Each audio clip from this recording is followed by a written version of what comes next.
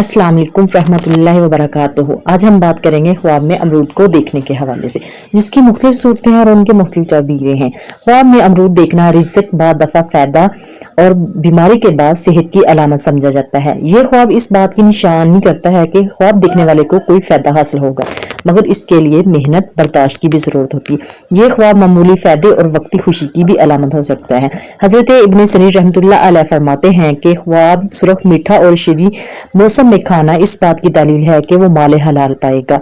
अगर कोई शख्स ख्वाब में तुर्श, बेज़ायका और बेमौसमी अमरूद देखता या खाता है तो ये उसके लिए गम और बीमारी की दलील है।